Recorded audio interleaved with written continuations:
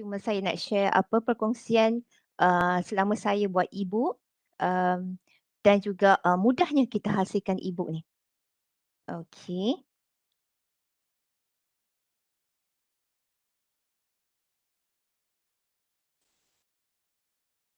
Okey, jadi topik yang saya diberikan adalah etika penulisan. Okey. Apa yang saya selalu share dalam bengkel-bengkel tulis e-book adalah dalam kita macam Prof Nizam dah maklumkan tadi, kita nak tulis e-book, kita dah tahu dah idea-idea, kita dah menulis, tapi dalam masa yang sama dalam keterujaan kita nak menulis e-book ni, kita kena sedar ia adalah satu platform digital. Di mana platform digital ini dia akan merentas semua benua, negara, masa, okay, dia akan sampai ke mana-mana sahaja dan dalam waktu itulah kerana aspek digital content itulah, digital platform itulah kita kena berhati-hati dari segi etika. Kita tak nak satu hari nanti katalah buku kita jadi bestseller ataupun telah sampai ke negara-negara mana tiba-tiba kita dapat satu surat saman melalui email menyatakan anda telah melakukan ciplak ataupun plagiat dalam bahasa akademik. Jadi ini yang saya tekankan secara santai, perkongsian tentang etika penulisan berpandukan Akta Penerbitan Negara, buku negara. Okey. Jadi kalau kita ikut lihat di sini, okey, kita boleh rujuk pada kalau nak detail memang dia ada akta dia di bawah link ni, boleh pergi kepada link ni. Okey, secara ringkasnya garis panduan bila kita nak menerbitkan sebuah buku, nak menulis sebuah buku, beberapa perkara kita kena perhalusi, iaitu penerbitan kita, penulisan kita, karya kita itu tidak mengganggu ketenteraman awam, moral, kepentingan negara, kepentingan awam yang tidak menggemparkan fikiran orang ramai. Contohnya, katalah kita anti vaksin, kita nak keluarkan satu e-book tentang vaksin, jangan ambil vaksin contohnya untuk COVID-19 ni kerana ia memudaratkan, kita keluarkan satu buku. Itu telah menyalahi dari segi penerbitan, telah melanggar Akta Penerbitan Negara. Yang tu kita kena berhati-hati. Dan saya percaya setiap platform, sama ada platform indie atau platform lain-lain, mereka mengambil berat akan isu penerbitan ni, Akta Penerbitan Negara. Jadi tidak sewenang-wenangnya kita buku kita boleh diterbitkan di platform tersebut jika kita tak melalui saringan di atas. Okey. Jadi pastikan karya anda asli ataupun original apa yang kita nak buat tu. Ini daripada bengkel lah. Kebanyakannya peserta bengkel yang saya biasa buat, kebanyakan kata okey mereka karya mereka asli tapi sebenarnya mereka tak tahu apa yang dikatakan asli tu kan. Okey, saya dapat beberapa rujukan untuk berkongsi tentang ilmu karya asli ni. Okey, saya pun mendapatkan banyak ilmu juga, mendapat banyak ilmu daripada perkongsian daripada lawyer iaitu Nisa Haji Harun. Mereka ada buat satu webinar hak cipta. Dari situ saya take ilmu punca plagiat karya. Ini juga mengesahkan daripada pembacaan yang saya lakukan bila saya nak buat perkongsian tentang karya asli. Didapati sebenarnya bukanlah penulis ni, daripada kajian menyatakan bahawa bukan penulis ni sengaja nak ciplak hasil karya orang lain, tapi sebenarnya mereka tak ada ilmu, mereka tak tahu sebenarnya mereka telah menciplak kerana kurangnya ilmu. Jadi itu yang kita semua kena tahu sebelum kita meneruskan untuk menulis dan menjual di platform secara online. Dan sudah pastinya guru-guru saya ramai kat sini. Antaranya, Prof Karim, saya sebab kami nursing program, kami buat micro-credential, di mana micro-credential ni, model micro-credential kita akan jual. Bila melibatkan penjualan secara online, memang isu tentang copyright ni amat ditekankan dan Prof Karim telah buat beberapa bengkel dengan kami dalam proses kami menghasilkan micro-credential. Dan dari sinilah ilmu yang saya dapat bersama sahabat-sahabat semua. Dan setelah berbincang dengan Prof Karim, macam Prof Nizam maklumkan, rezeki untuk saya. Saya berdasarkan sebab bila kita dah buat e-book, kita tahu ilmu, Prof Karim pun telah menyampaikan ilmu pentingnya copyright dan daripada situ saya nak buat satu e-book.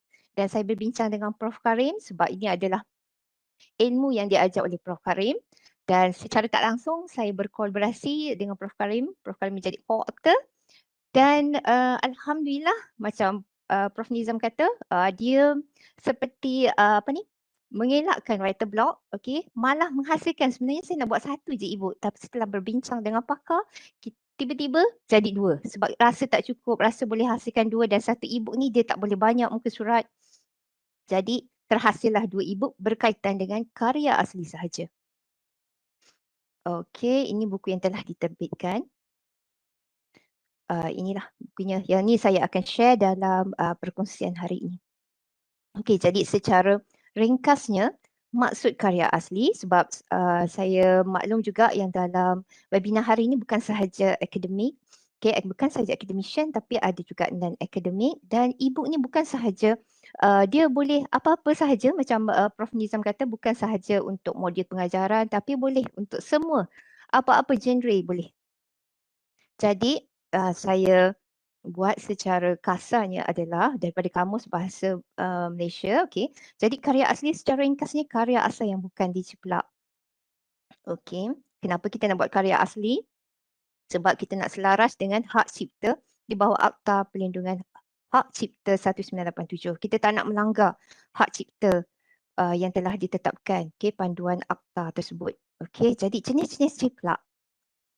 Sebab apa yang saya share dalam ni adalah bagaimana kita nak elak karya kita ataupun penulisan kita daripada dituduh diciplak, menciplak hak orang lain. Jadi sebelum kita boleh tahu apa tips untuk menghasilkan karya yang asli, kita kena kenal dulu jenis-jenis ciplak. Bagi academician saya rasa tak ada masalah sebab kita selalu tekankan kepada student kita isu-isu plagiat. Dan saya fokuskan kat sini adalah kepada lay people, orang awam yang ingin buat e-book di platform di mana-mana platform terutamanya untuk session ni di Indie at USM pun menerima daripada orang awam untuk menulis e-book mereka dan terbit di sini. Okey, jadi jenis ciplak. Okey, ini adalah ciplak idea. Okey, ini adalah kisah benar yang saya ambil daripada dapat keizinan daripada pemilik novel Anna Lee. Okey, bagaimana dikatakan ciplak idea itu? Contohnya dia buat novel. Okey, mungkin tak nampak saya boleh bacakan. Ini novel yang asli. Contohnya dia kata, dekat sini tiba-tiba terhidu bau seperti minyak angin. Okey, ni novel asli. Okey, novel ciplak, aku terhidu bau seperti minyak angin. Maksudnya idea itu dia guna pakai. Dia boleh buat lain kan. Terhidu bau apa ke, tiba-tiba dia nak buat yang sama. Okey, jadi dan bukan ini sahaja. Banyak lagi dalam-dalam muka surat ni yang orang yang menulis ni dia menciplak karya asal. Jadi isu ini telah dipertengahkan oleh penulis Anali dan dalam proses untuk saman lah. Okay. Dan yang ini adalah ini adalah ciplak bahan lain. Contohnya dalam e-book. Sebab dalam e-book kita digalakkan untuk dalam e-book dia lebih kepada infografik. Kita tak nak semua tulisan, ada jugalah gambar-gambar. Jadi bila kita nak letak gambar, contohnya nak buat e-book tentang penanaman bunga ros. Kita nak letak gambar-gambar bunga ros. Jadi kita kena berhati-hati bila kita ambil gambar daripada internet. Contohnya gambar bunga ros. Kita kena pasti siapakah pemilik karya tersebut.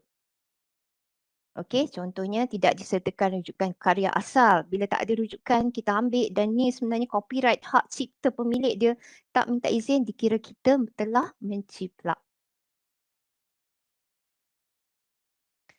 Ni juga dalam e-book juga untuk mereka yang buat e-book tentang kisah hidup. Kisah hidup, penceritaan mereka dia nak bagi motivasi kepada pembaca.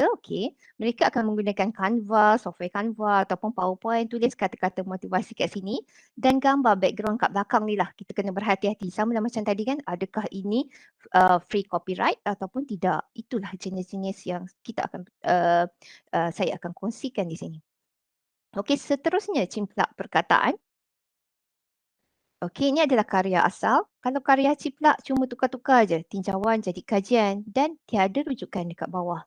Saya bagi contoh-contoh yang simple untuk sebagai orang awam mereka mudah faham benda ni. Ciplak bentuk terjemahan. Ada yang ambil, ni memang berlaku ya. Sebab ada pada peserta bengkel saya yang lepas, sebab dia akan tunjukkan pada saya bila dah siap dia punya e-book. Yang ini adalah contohnya daripada bahasa Inggeris kan, dia hanya tukar kepada bahasa Melayu. Ini ada satu kes di mana dia hanya transform je daripada internet, gambar pokok-pokok, pokok bunga contohnya, ambil bahasa Inggeris ni pokok bunga rosapa, transfer, tukar BNBI je dan tiada rujukan, itu kita tak boleh terima lah. Okey, pada saya kalau dia nak buat juga ada isu dekat situ. Okey.